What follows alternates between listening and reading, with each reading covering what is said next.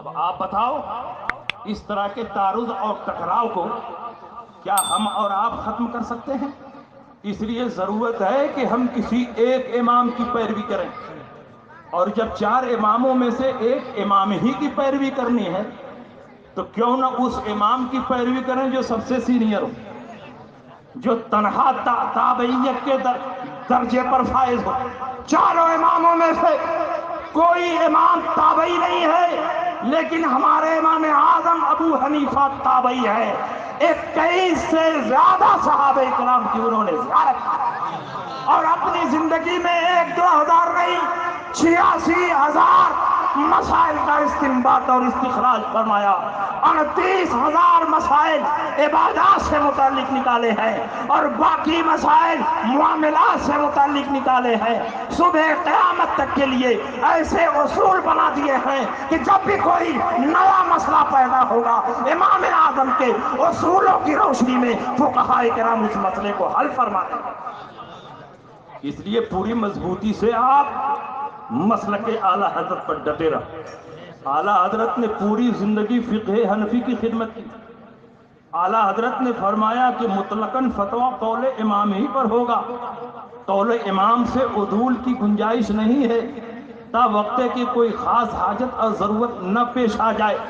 پوری زندگی اعلیٰ حضرت امام احمد رضا نے فقہ حنفی کی خدمت کی، لاکھوں لاکھ فتاوے صادر فرمائے، فقہ حنفی کو دنیا کے کونے کونے میں پہنچایا۔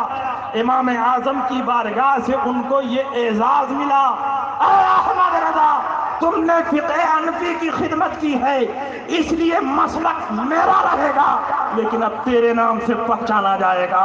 مسلک اعلیٰ حضرت کوئی نیا مسلک نہیں، مسلک امام اعظم ابو حنیفہ کا نام مسلک اعلیٰ حضرت۔ سبحان اللہ۔ اس لیے یہ غیر مقلدین صحابہ کے طریقے پر نہیں، اور یہ جو نگر نگر ڈگر ڈگر گھومتے ہیں یہ بھی صحابہ کے طریقے پر نہیں ہے۔ لوٹا تھریا بدنا بستر لے کر میرے سرکار نے جب سے مسجد سے نکالا ہے ابھی تک گھوم ہی رہے ہیں، ابھی تک گھوم ہی رہے ہیں۔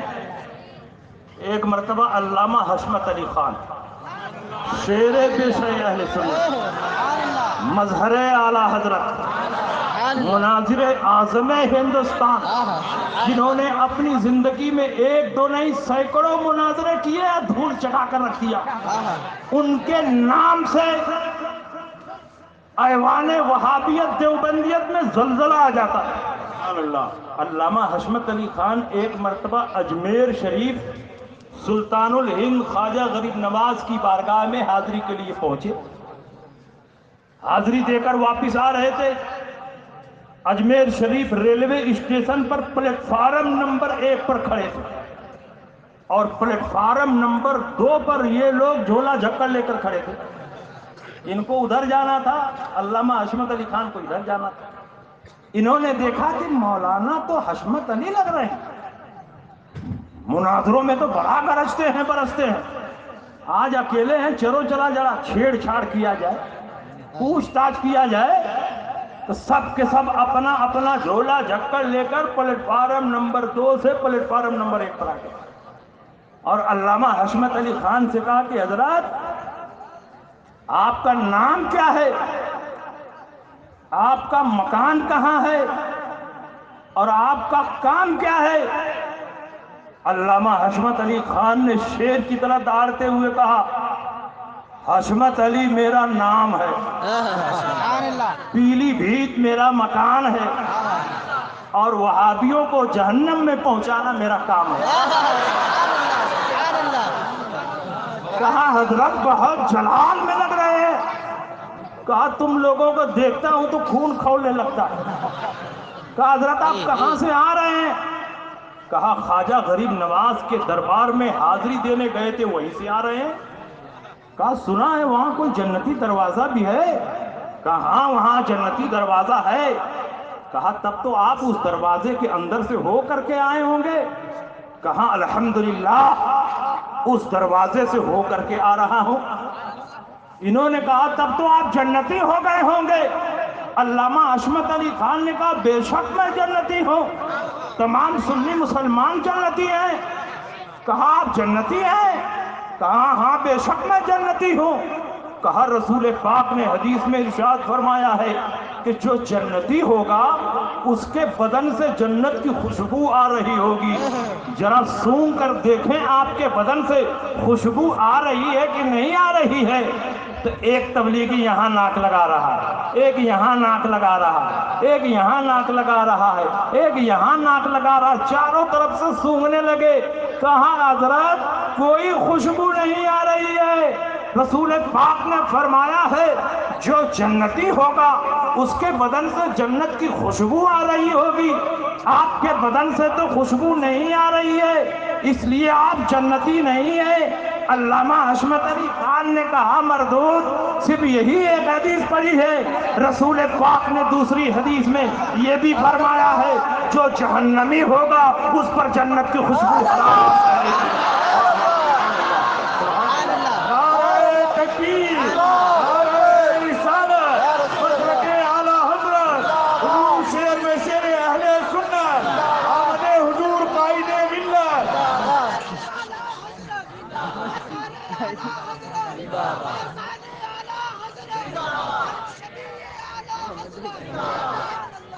اب بتائیے، کہا کہ وہاں جنت کا دروازہ کہاں سے لگ گیا؟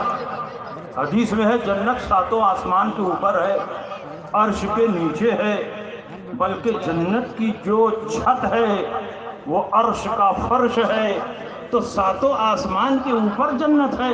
تو اجمیر میں کہاں سے جنت کا دروازہ لگ گیا ہے؟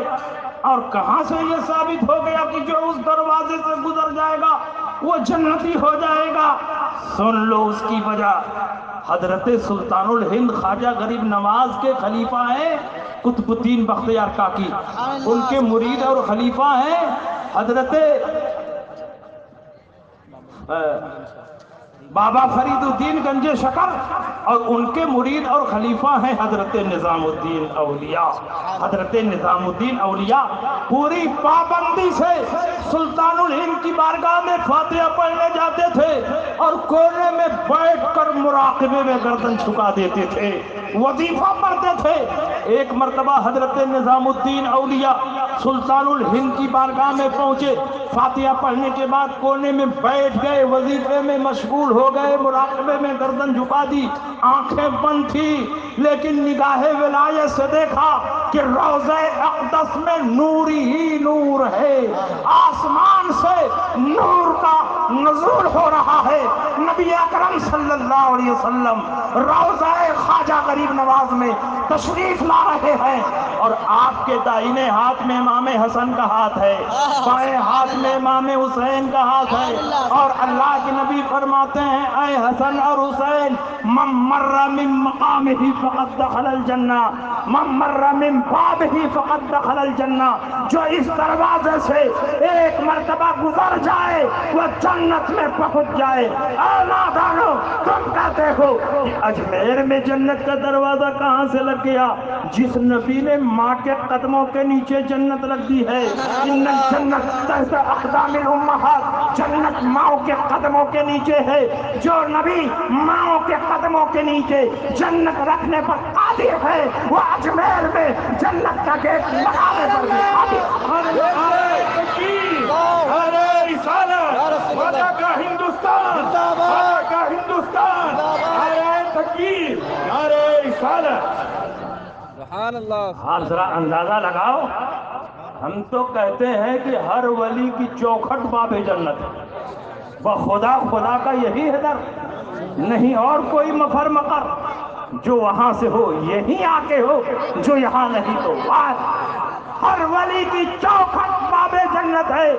اولیاء کرام سے سچی محبت رکھو، جو ان کی چوکھٹ پہ عقیدت و احترام کے ساتھ اپنی جبین نیاز خم کرے گا، پروردگار عالم اپنے محبوبوں کے صدقے میں اسے جنت الفردوس میں جگہ دے گا۔ اس لیے ان کی گمراہی سے بچتے رہو۔ ان کو چھیڑ چھاڑ کا بڑا شوق ہوتا، جب اکیلا آدمی دیکھتے ہیں تبھی چھیڑ چھاڑ کے لیے آتے ہیں، اور جہاں جماعت کو دیکھتے ہیں دم دبا کر بھاگ جاتے ہیں۔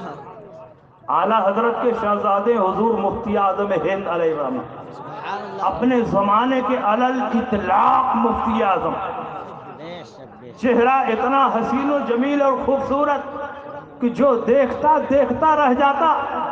ان کی ذات سے مسلسل کرامتوں کا ظہور ہوتا رہا اور ولایت کے اس عظیم و شان درجے پر فائز تھے کہ صرف لوگوں کے چہروں کو نہیں بلکہ دلوں کی کیفیت کو بھی جان لیا کرتے۔ آج جھگڑا کھڑا ہے کہ نبی غیب جانتے ہیں کہ نہیں جانتے۔ ارے نبی تو نبی ہیں، نبی کے جو سچے پکے غلام ہیں وہ بھی نبی کی عطا سے غیب جانتے ہیں۔ حضور مفتی اعظم ہند ایک مرتبہ حضرت نظام الدین اولیاء کے دربار میں فاتحہ پڑھنے جا رہے تھے۔ دلی میں آپ نے دیکھا ہوگا حضرت نظام الدین اولیاء کے دربار سے پہلے ان کا تبلیغی سینٹر نیچے سے اوپر تک فارمی مرغی کی طرح بھرے رہتے ہیں۔ اللہ جانے کیسے یہ سوتے ہیں نیچے سے اوپر تک۔ ایک جماعت نکلتی نہیں ہے کہ 10 جماعت گھس جاتی ہے، مسلسل جماعتیں جاتی رہتی ہیں آتی رہتی ہیں۔ حضور مفتی اعظم ہند اپنے مریدین کے ساتھ حضرت نظام الدین اولیاء کے دربار میں فاتحہ پڑھنے جا رہے تھے اور تبلیغی جماعت کے سینٹر سے 2 مشتنڈے امیر دیکھ رہے تھے، یہ کون بزرگ ہیں، بڑی شان وجاہت ہے، سر پر عمامہ ہے، ہاتھ میں عصا ہے، پیچھے پیچھے عقیدت مندوں کی جماعت ہے، لگتا ہے کوئی بریلوی عالم ہے، چلو نیچے اتر کر ذرا چھیڑ چھاڑ کریں اور ان کا امتحان لیں۔ تینوں امیر جو چھت سے مفتی اعظم ہند کو دیکھ رہے تھے، تینوں امیر نیچے آئے۔ مفتی اعظم سر جھکائے ہوئے دربار نظام الدین اولیاء میں داخل ہو گئے، فاتحہ پڑھنے لگے۔ فاتحہ سے جب فارغ ہوئے تو تینوں امیر گئے، کہا کہ حضرات آپ کا نام کیا ہے؟ فرمایا مصطفیٰ رضا۔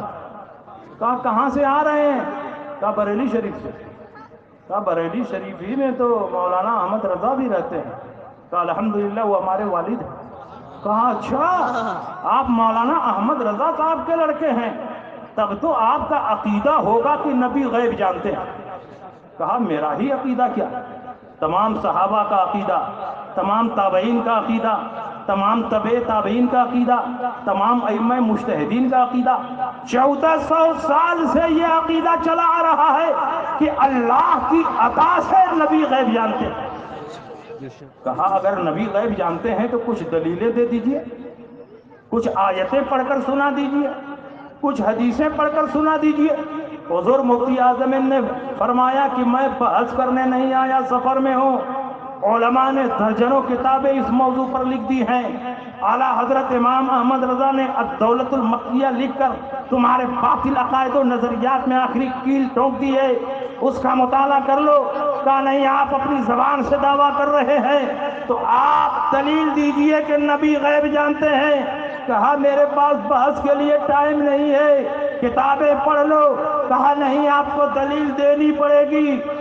اور آپ کو معلوم ہے کہ یہ تینوں امیر کون تھے، ان کا بیک گراؤنڈ کیا تھا؟ ایک امیر وہ تھا کہ جس نے اپنی بیوی کی محبت میں اپنی ماں کو دھکے مار کر گرا دیا اور ماں کا ہاتھ ٹوٹ گیا تھا۔ دوسرا امیر وہ تھا کہ جس نے یتیم کا ناحق مال غصب کر لیا تھا۔ تیسرا امیر وہ تھا کہ جس نے اپنی نوکرانی کے ساتھ منہ کالا کیا تھا اور مسلسل دباؤ بنا رہے ہیں کہ آپ دلیل دیجئے، آپ دلیل دیجئے، آپ دلیل دیجئے۔ حضور مفتی اعظم ہند کو چلا لایا اور آپ نے فرمایا تم کو دلیل چاہیے؟ کہاں ہاں دلیل چاہیے۔ فوراً ایک امیر کا ہاتھ پکڑا اور فرمایا بتا اپنی ماں کو دھکے مار کر گرا دینا کیسا ہے۔ اس کے بعد دوسرے امیر کا ہاتھ پکڑا اور کہا بتا یتیم کا ناحق مال کھانا کیسا ہے۔ اس کے بعد تیسرے امیر کا ہاتھ پکڑا اور کہا بتا نوکرانی کے ساتھ منہ کالا کرنا کیسا ہے۔ تینوں امیر حضور مفتی اعظم ہند کے قدموں پر گر گئے۔ کہا حضور معاف فرما دے، جب بریلی کے مصطفیٰ کے علم کا یہ عالم ہے تو مدینہ کے مصطفیٰ کے علم کا یہ عالم ہے۔ نعرہ تکبیر، نعرہ رسالت، ہم سبھی ایک ہو جاتے ہیں۔ حضور مفتی اعظم لیے پوری مضبوطی کے ساتھ مسلک اعلیٰ حضرت پر ڈٹے رہو. اور مسلک اعلیٰ حضرت کوئی نیا مسلک نہیں ہے. مسلک اعلیٰ حضرت کوئی پانچواں مسلک نہیں ہے. صحابہ کے مسلک کا نام مسلک اعلیٰ حضرت ہے. خلفائے راشدین کے مسلک کا نام مسلک اعلیٰ حضرت ہے. ائمہ اربعہ کے مسلک کا نام مسلک اعلیٰ حضرت ہے. غوث پاک نے اپنے زمانے میں جن عقائد و نظریات کی تبلیغ فرمائی اسی کا نام مسلک اعلیٰ حضرت ہے. سلطان الہند خواجہ غریب نواز نے جن افکار و نظریات کو دنیا کے سامنے پیش کیا انہی افکار و نظریات کے مجموعے کا نام مسلک اعلیٰ حضرت ہے. مسلک اعلیٰ حضرت کوئی نیا مسلک نہیں. صحابہ اور تابعین بزرگان دین کے عقیدے کا نام مسلک اعلیٰ حضرت. آج مسلک اعلیٰ حضرت کی بہت مخالفت ہو رہی لیکن مخالفت کرنے والے مٹتے بھی جا رہے ہیں کیونکہ مسلک اعلیٰ حضرت کی تائید و حمایت بڑے بڑے اولیاء کرام نے کی ہے اور مسلک اعلیٰ حضرت کو جنت کا راستہ بتایا. اعلیٰ حضرت کے مرید اور خلیفہ اور شاگرد ہیں مفتی برہان الحق صاحب جبل پوری. یہ اعلیٰ حضرت کے مرید بھی ہیں, خلیفہ بھی ہیں اور اعلیٰ حضرت کے شاگرد بھی ہیں اور اعلیٰ حضرت کے روحانی بیٹے بھی ہیں. اعلیٰ حضرت نے درجنوں خطوط میں ان کو اپنا روحانی بیٹا فرمایا. جب اعلیٰ حضرت دوسری بار زیارت حرمین طیبین کے لیے تشریف لے گئے تو اچانک باطنی کشش کی بنیاد پر اعلیٰ حضرت امام احمد رضا حج کے لیے تشریف لے گئے اور جب آپ وہاں پہنچے تو آپ کو بتایا گیا کہ وہابیوں نے شریف مکہ کے دربار میں علم غیب سے متعلق 5 سوالات پیش کیے ہیں اور 2 دن میں جواب کا مطالبہ کیا ہے. مولانا صالح کمال نے اعلیٰ حضرت امام احمد رضا فاضل بریلوی رضی اللہ تعالی عنہ کی طرف امید کی نظر اٹھائی کہ اس کا کوئی شافی جواب دے سکتا ہے تو بریلی کا امام اعلیٰ حضرت ہی دے سکتے ہیں. اعلیٰ حضرت کو شودہ خبر لگی کہ وہابیوں کی طرف سے 5 سوالات آئے ہیں. علم غیب مصطفیٰ کو للکارا گیا ہے. اعلیٰ حضرت مولانا صالح کمال کے گھر پہنچے.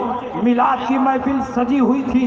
مولانا صالح کمال اور علماء حرمین نے اعلیٰ حضرت کا استقبال کیا. مولانا صالح کمال نے فرمایا کہ حضور جب آپ آ ہی گئے ہیں تو کم سے کم تقریر فرما دیں تاکہ مجلس اختتام کو پہنچ جائے. اعلیٰ حضرت کھڑے ہوئے. 2 گھنٹہ مسلسل فصیح و بلیغ عربی میں علم غیب مصطفیٰ پر کتاب و سنت کی روشنی میں اعلیٰ حضرت تقریر فرما رہے تھے. ادھر اعلیٰ حضرت کی تقریر ہو رہی ہے اور ادھر علماء حرمین طیبین جھوم رہے ہیں. جب تقریر ختم ہوئی مولانا صالح کمال نے الماری کھولا, ایک پرچہ نکالا, کہا حضور یہی وہ سوال ہے جو ان کی طرف سے آئے ہیں اور 2 ہی دن کا ٹائم ہے. آپ نے جو تقریر فرمائی ہے اسی کو تحریر فرما دیں, جواب تیار ہو جائے گا. اعلیٰ حضرت فرماتے ہیں کہ علم غیب مصطفیٰ پر احمد رضا کا قلم اٹھے گا تو پوری تحقیق اور تفصیل کے ساتھ لکھا جائے گا.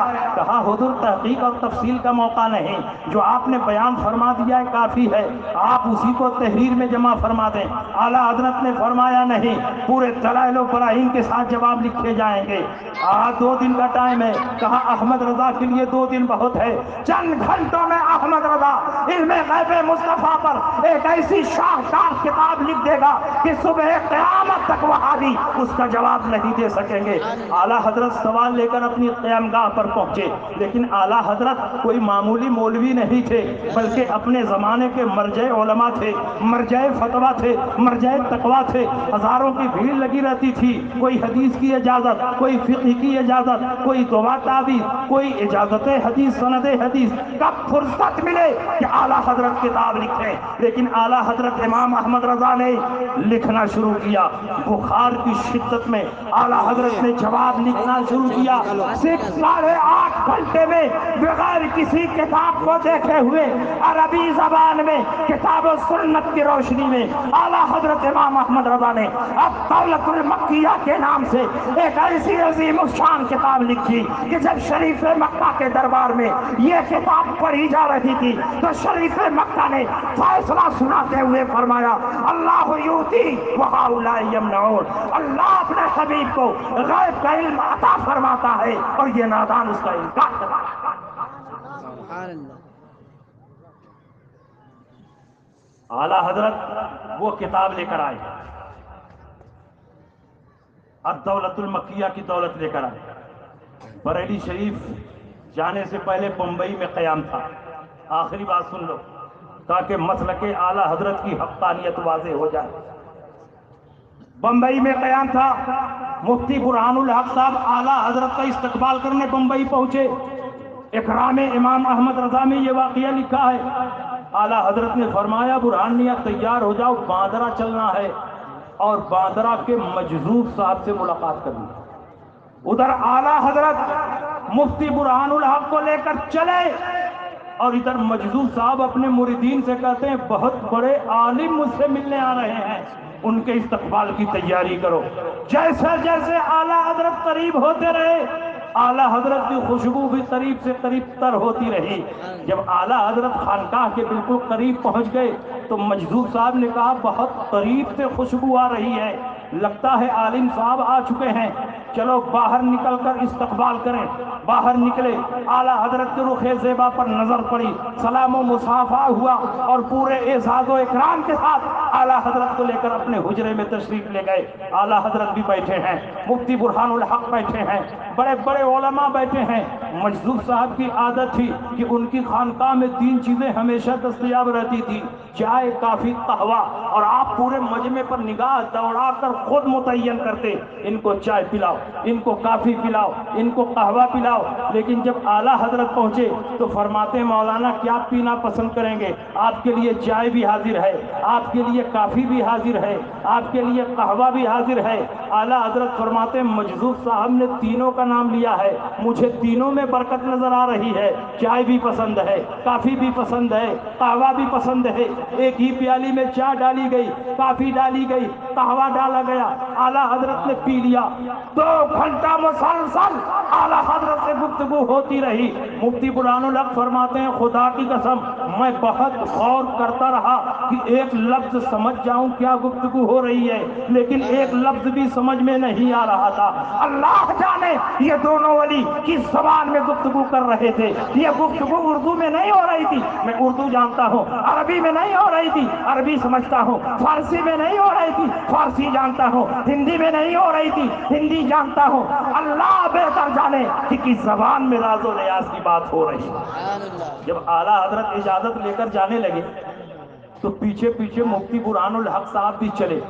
کچھ ہی دور پہنچے تھے کہ مفتی برہان الحق صاحب کے دل میں یہ خیال پیدا ہوا کہ اعلیٰ حضرت جن سے ملنے کے لیے آئے ہیں وہ کوئی معمولی بزرگ نہیں ہوں گے، بہت پائے کے بزرگ ہیں، چلو تنہائی میں اپنے لیے کچھ دعا کرا لوں، کچھ نصیحت حاصل کر لوں۔